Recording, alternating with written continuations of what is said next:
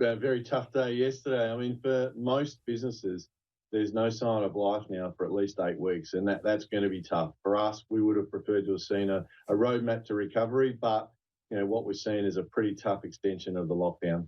You mentioned, you're quoted in the papers last night as saying that you felt like you were misled by the government. Is that true?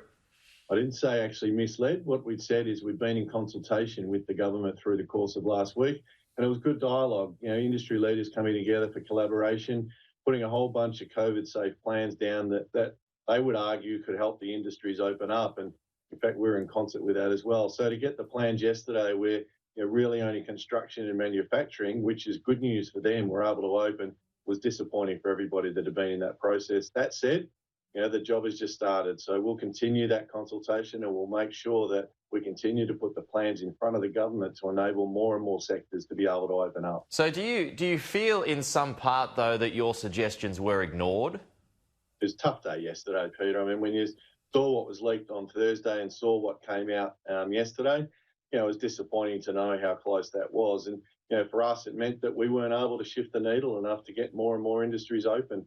We won't give up. We need to make sure that the mum and dad operators, the hospitality operators, the retail operators, the tourism operators, the event operators can get back to work and get back to work sooner. So do you cop the explanation from the government that right now, you've still at about 50, 60 cases a day? If you relax things too soon, it can get ahead of you again, it can take off again, and then all of a sudden you're back to square one again. Do you buy that? I think there's conjecture around it, but ultimately, the Premier said what he said, and that's the rule that we'll have to follow. I think everybody concedes that the numbers where they are at the moment are probably still too high. So that caseload of about the 25 to 30 seems about right. When we get there, what we'd say is let's get there and get there quickly. And then whilst construction and manufacturing can get going, let's get the rest of the industry up and going quickly after that as well. Well, what's the sector that you are most worried about? Hospitality?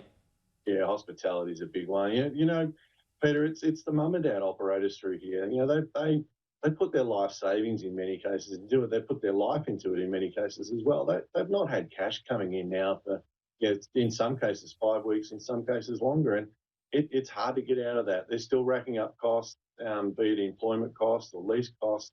And we've got to find a way to be able to get those through. And quite simply now, the task at hand is to get to the COVID normal phase as quickly as we can and leave no individual, no business, no job behind. What do you think long term here, Paul? Is an exodus on the cards? Businesses leaving Melbourne to come to other cities, come to other states?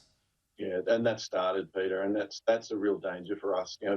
If we're unable to supply into national or global supply chains, that's going to be tough. And certainly businesses looking to invest back into Australia, they're probably not looking at Victoria right now, and that's a real worry. The brain drain out of Victoria will be a real concern for us. And the more jobs that are lost through here, the harder it is for us to recover economically as well. And what about the regions?